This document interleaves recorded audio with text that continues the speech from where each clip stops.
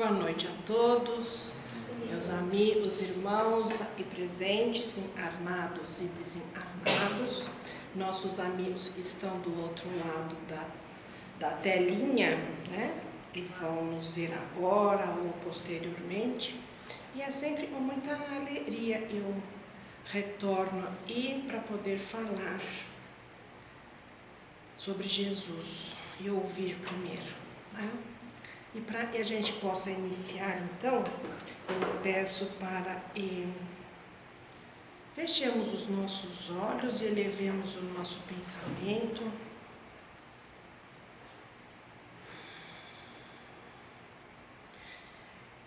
E mantenhamos gratidão a todo amor e bênçãos do nosso Pai Criador, a misericórdia do nosso Mestre Jesus, ao amparo da espiritualidade,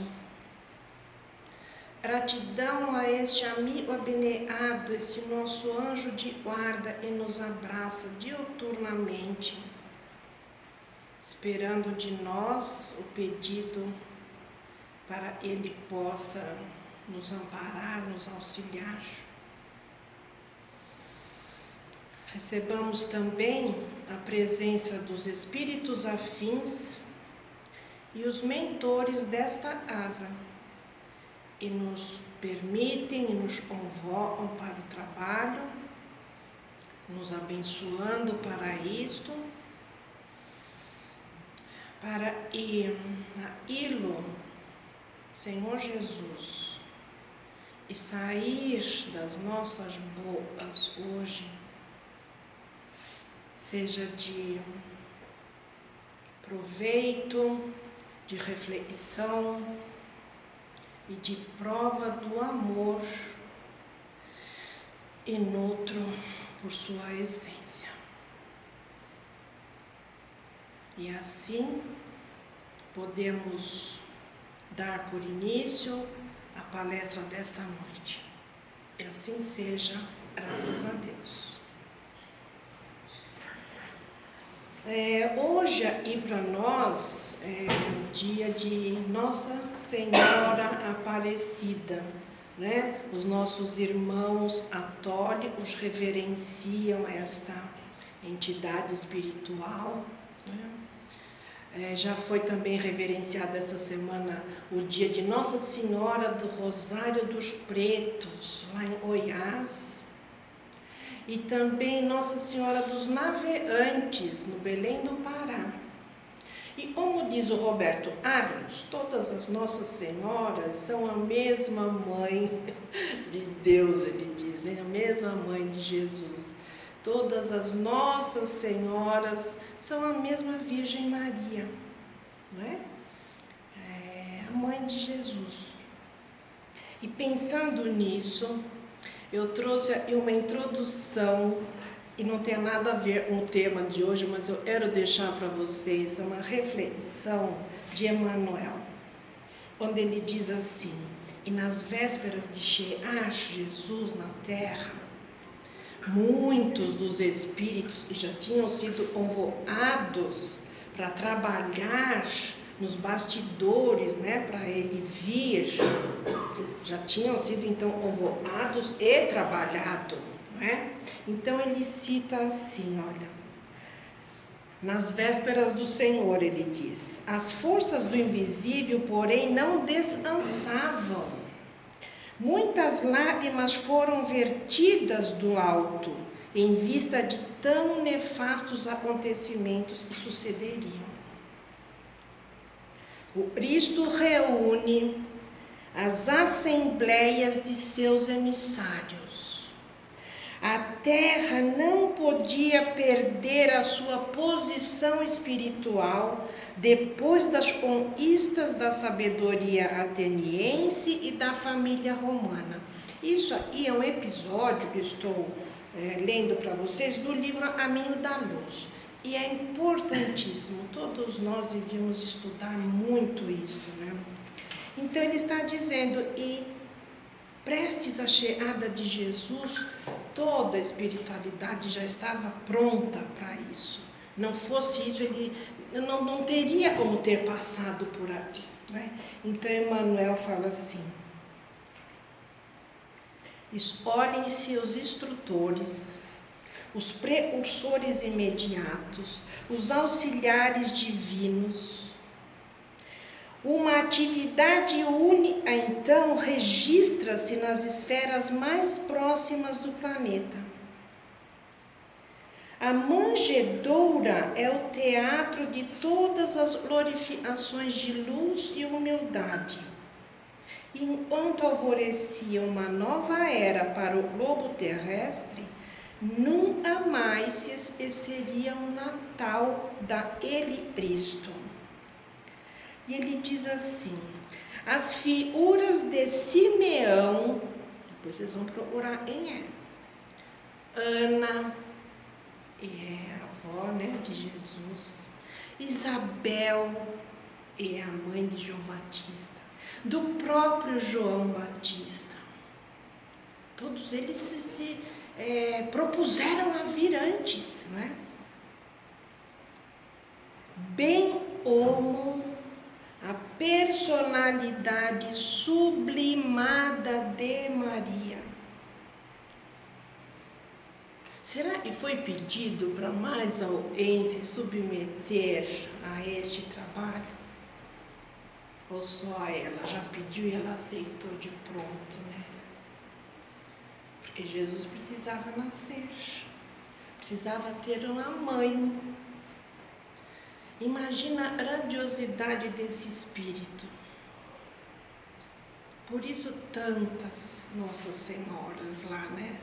No catolicismo. Uma cuida do socorro, outra cuida das dores, outra era de Fátima, outra era de Lourdes. Quantas entidades para nos lembrar deste movimento que esse Espírito fez para aceitar isto, para trazer em seu ventre o Salvador e saber de tudo ele ia passar e ter todo aquele sofrimento, e acho que nós jamais conseguiríamos, não é? Então eu deixo aqui as minhas congratulações aos irmãos católicos pela reverência a todas as Nossas Senhoras. E o meu tema de hoje, gente, é um repeteco. Foi o meu primeiro tema de palestra nesta casa, em 19 de novembro de 2020. E eu muito trêmula, muito assustada, muito nervosa, porque só quem fazia palestra era o seu Edson, né? Naquela época, lá embaixo ainda, né? Mas foi a primeira intuição, inspiração que eu tive naquele dia. E ela me ocorreu novamente essa semana, então eu vou tomar liberdade de repetir. E ela está no capítulo 11º do Evangelho segundo o Espiritismo, e o título é Amar ao próximo como a si mesmo. O evangelista Mateus, ele diz assim: e os fariseus, quando ouviram que Jesus tinha feito calar a boca dos saduceus, juntaram-se em conselho. E um deles era doutor da lei. Tentando a Jesus, perguntou: mestre, qual é o maior mandamento da lei? E Jesus lhe disse: amarás ao Senhor teu Deus de todo o teu coração, de toda a tua alma, de todo o teu entendimento. Este é o maior mandamento. E um segundo, semelhante a este, é: amarás ao teu próximo como a ti mesmo. Estes dois mandamentos contêm todas as leis e todos os profetas. Então não é difícil, né? É só 2 mandamentos, né? Já não é mais 10 ou Moisés, né? Pode, né? É só amar a Deus e amar o próximo. Ponto. Quem ama o próximo não mata, não rouba, não trai, não isso, não aquilo, né? A gente complementa ou não, é fazer para o outro só e façam para você. Bem, aí então tem um espírito chamado Elizabeth de França, e lá em 1862, dentro desse contexto de amar ao próximo, ela vem nos falar sobre a caridade com os criminosos.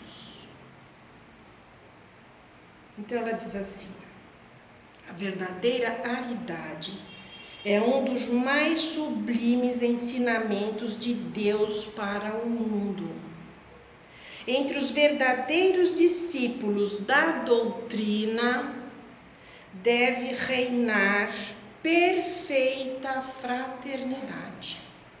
Deveis amar os infelizes, os criminosos, como criaturas de Deus, para as quais, desde que se arrependam, lhes seja concedido o perdão e a misericórdia, como para vós mesmos,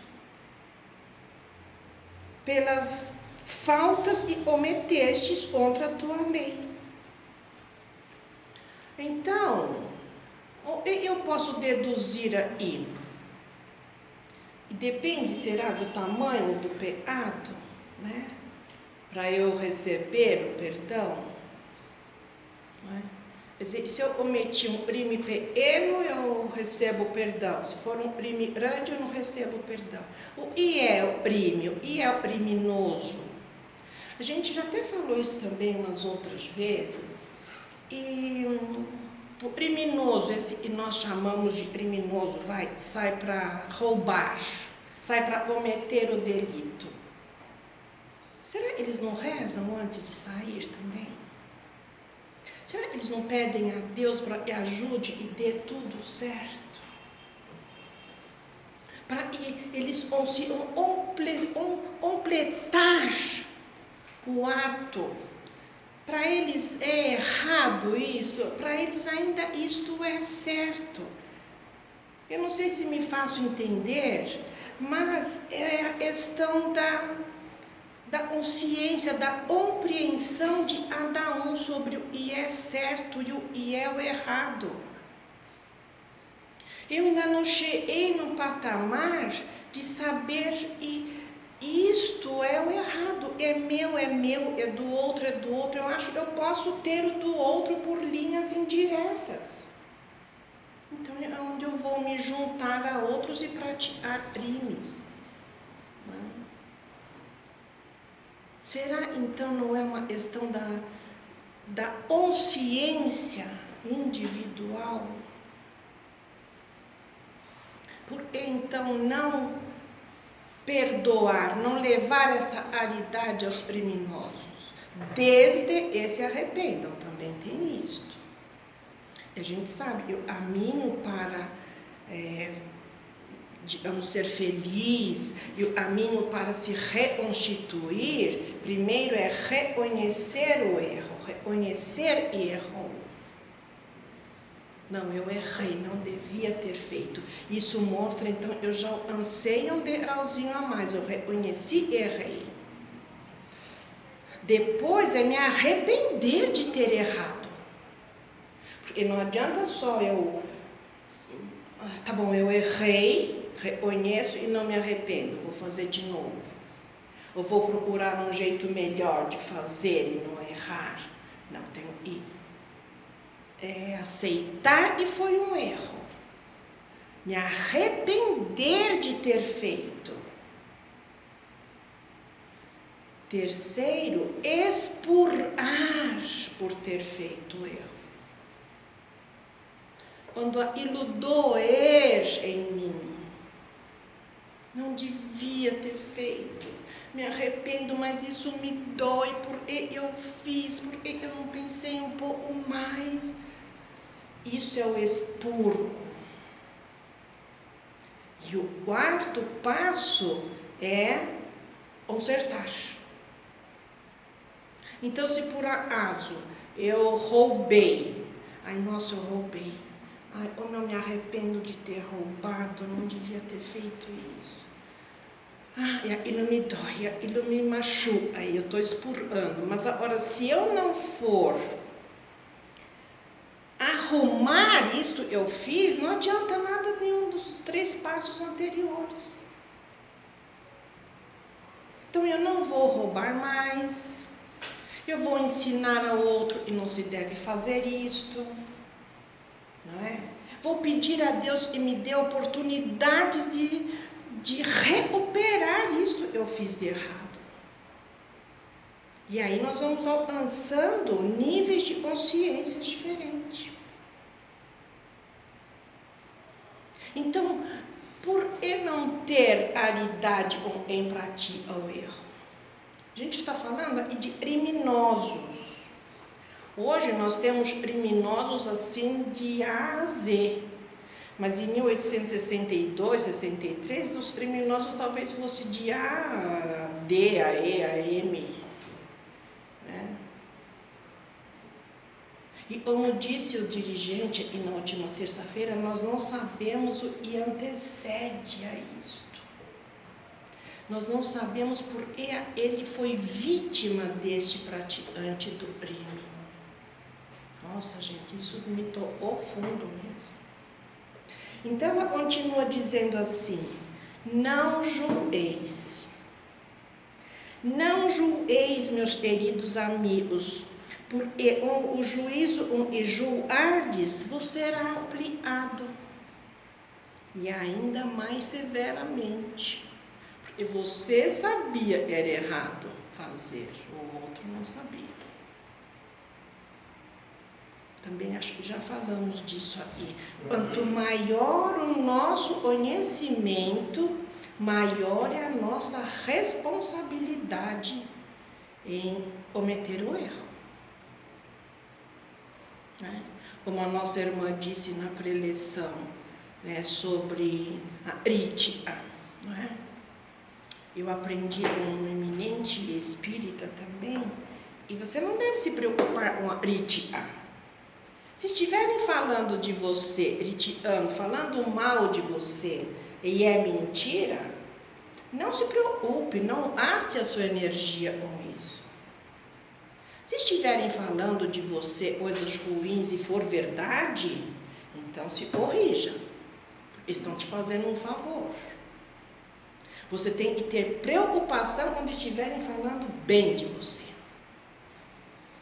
E aí você tem que provar todo dia, toda hora, e você está no caminho certo. E você é aquilo de que estão te falando, estão te elogiando e tem razão de te elogiar. Você não pode mais pisar na mão.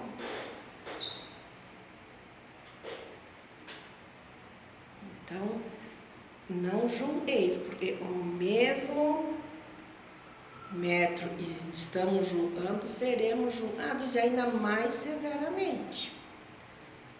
Quando eu julgo o outro, eu posso partir de uma premissa de eu estou achando que aquilo está errado. Então eu já sei o que é o certo. Eu já fiz aquilo errado e hoje eu já sei que é o certo e não farei mais. Então, por que eu vou julgá-lo se eu já fiz aquilo? Eu tenho que estender a mão. Eu tenho que ajudar, direta ou indiretamente. Sabem o tamanho da ajuda que representa uma prece, um pedido de vibração por um criminoso? Não é? E ela continua dizendo assim: a verdadeira caridade não constitui apenas na esmola e dais, nem mesmo nas palavras de consolação com que as acompanhais. Não, não é isso que Deus exige de vós. A aridade sublime ensinada por Jesus consiste também na benevolência constante e em todas as coisas para com o vosso próximo. É difícil. É difícil.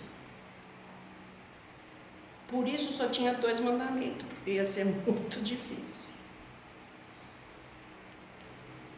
Podeis também praticar esta sublime virtude para muitas criaturas que não necessitam de esmolas e palavras de amor, de consolação, de encorajamento conduzirão ao Senhor. A gente tem ouvido também isso, falar, tem criança na rua, no farol, e você compra e dá um dinheirinho, alguém para ali para falar. Oh, você já foi na escola hoje? Onde você mora? Né? E eu vou confessar, eu quando vejo um adolescente que vem lá para limpar o para-brisa, eu já paro mais longe e já vou fazendo assim, não.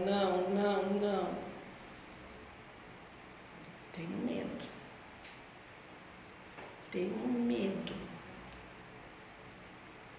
Será que um dia eu vou ter coragem de parar e falar, por que você está aí? Você estudou, você tem uma profissão, você precisa ter uma... É difícil, gente. E a nossa irmã Elizabeth diz ainda assim, aproximam-se os tempos, ainda uma vez vos digo, e a grande fraternidade reinará sobre o globo. Será a lei de Cristo e regerá os homens. Isso é uma promessa de Jesus. Nós não podemos desacreditar disso. A gente trabalha dia a dia esperando por isto. Amai-vos, pois como os filhos de um mesmo Pai. Não façais diferenças entre vós e os infelizes, porque Deus deseja que todos sejam iguais. Não desprezes a ninguém. Deus permite que os grandes criminosos estejam entre vós para vos servirem de ensinamentos. Quando a gente vê, quando a gente ouve, nossa, fizeram isso, nossa, ele fez isso, e eu sinto assim, nossa, isso está errado. Pode ter certeza, quando eu penso isso, eu já fiz. E hoje eu já sei a diferença do aquilo é errado e aqui é o certo. Eu já passei essa etapa. Então eu não posso mais fazer aquilo. Mas eu não deveria usar esses... Nossa, como é que... não, tem que explodir uma bomba ali mesmo. Não, tem que passar por cima e matar todo mundo. Não. Se é uma coisa que te revolta, é porque você já fez. Você já sabe que aquilo é ruim e errado. Então a atitude é, Senhor, perdoa, porque eles não sabem o que fazem. Quando souberem, o arrependimento será tanto e o chão vai ser pouco para botar o joelho e pedir perdão.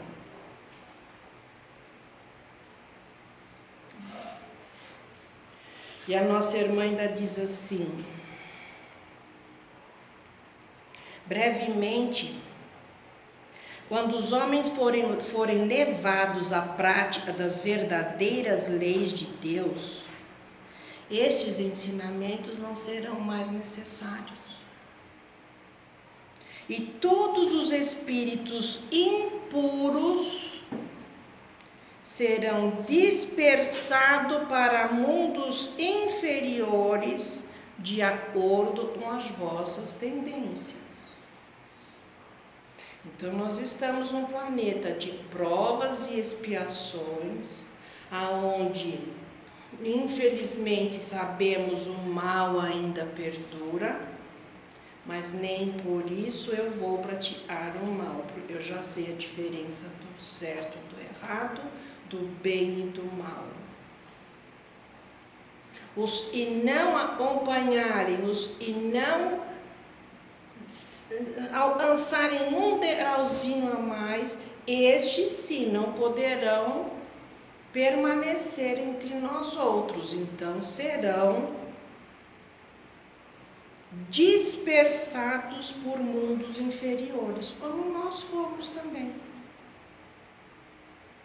Porque se nós somos perfectíveis, se estamos a caminho da perfeição, porque já fomos menos perfeitos do que somos hoje.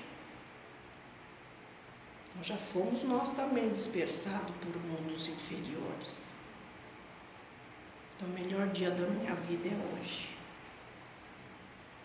Eu nunca estive tão bem quanto estou hoje. E ela termina assim: deveis a esses de que vos falo o socorro das vossas preces. Eis a verdadeira caridade. Não deveis dizer de um criminoso: você é um miserável, deve ser extirpado da terra. A morte que se lhe inflige é muito branda para uma criatura dessa espécie. Não, não é assim que deveis falar. É difícil, não é? Pensai no vosso modelo, é Jesus. Isso vocês vão ver, se alguém for procurar, quando eu falei e de Simeão. Simeão é um monge, era o monge da mantilha. Ele fez muita coisa boa e tal, mas ele era usado injustamente, foi preso. Eu sei que na história diz assim, ele dentro do cárcere, ele falava assim: mas eu sou inocente, por que eu estou aqui se eu sou inocente? E um amigo lá, um outro encarcerado, falou assim: Jesus também era.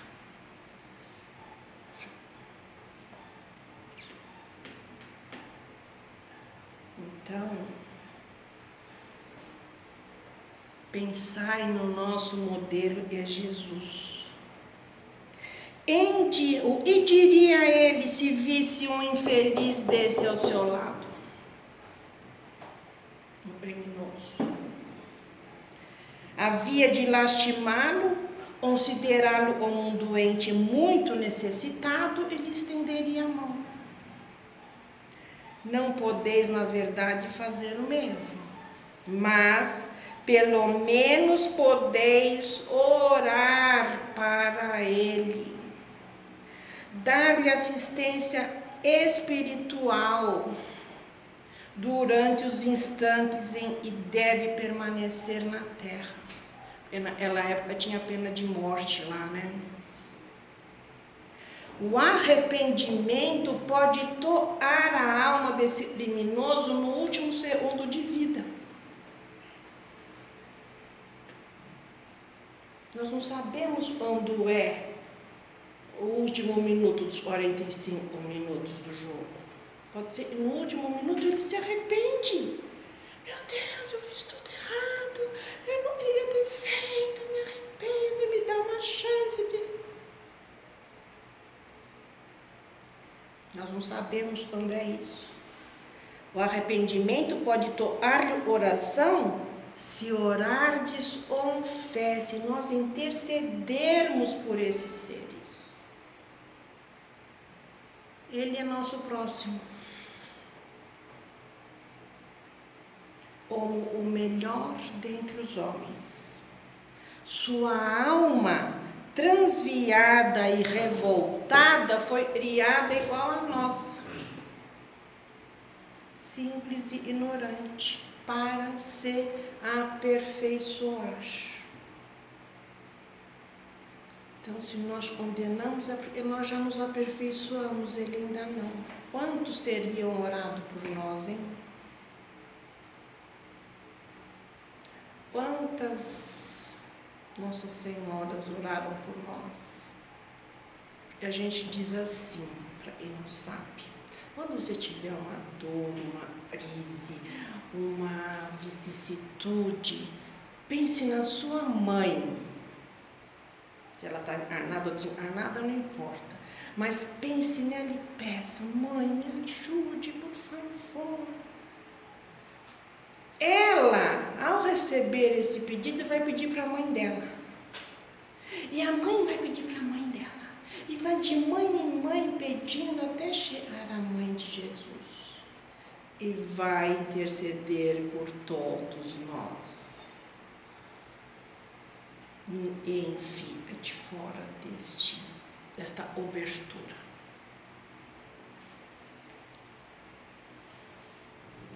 Então ele é nosso próximo como o melhor dentre os homens. Sua alma transviada e revoltada foi criada como a nossa, para se aperfeiçoar. Ajudai-os, pois, a sair do lamaçal. E oremos por eles. Era este o meu recado de hoje, meus amigos, meus irmãos. A gente às vezes se pega tanto nas nossas preocupações, nos nossos problemas, no nosso dia a dia, individualidade, e realmente acabamos esquecendo das dores humanas. E não que a gente também deva ficar pensando nisso o dia inteiro, mas num minuto sequer da nossa prece matinal, da nossa prece noturna, vamos, sabe, desempenhar um minuto para isso, não é? Faça assim: Jesus, eu oro esta prece nas suas mãos, nos seus pés, e o Senhor leve para onde houver maior necessidade. E leve aonde houver maior necessidade, dentre eles a quem eu chamo de criminosos. É o meu convite à reflexão. E, como eu digo sempre, o primeiro a ouvir sou eu. Então, eu tenho feito assim e vamos fazer assim durante mais esta semana. Agradeço a presença de todos, amigos e irmãos encarnados, desencarnados, e a vocês que estão aí em seus lares. Vamos fechar os olhos e fazer nossa prece de encerramento, agradecendo a presença de todos esses irmãos que puderam estar conosco, ouvindo e compartilhando, sabendo, e são todos filhos do mesmo Pai. E Pai não faz distinção entre filhos. Jesus, por sua vez, veio, como ele diz, para os doentes, não para os sãos. Nós já precisamos muito da misericórdia de Jesus, quando éramos mais doentes do que somos hoje. Então, neste momento, o meu coração repleto de gratidão por todas as bênçãos recebidas em todos os dias das minhas longas existências. Eu agradeço mais uma vez, Pai amado, Jesus misericordioso, e peço, e não largue da minha mão, não permita e eu largue de vossas mãos. Eu possa ver em cada um irmão, filho do mesmo Pai. Para isso, então, eu convido a todos a rezarem a prece que Jesus nos ensinou, dizendo: Pai nosso, que estás no céu, santificado seja o vosso nome. Venha a nós o vosso reino e seja feita a vossa vontade, assim na terra como no céu. O pão nosso de cada dia nos dai hoje. Perdoai as nossas ofensas, assim como nós perdoamos a quem nos tem ofendido. Não nos deixeis a ir em tentação, e livra-nos, Senhor, de todo o mal. E assim seja, graças a Deus. Boa noite a todos, até a próxima.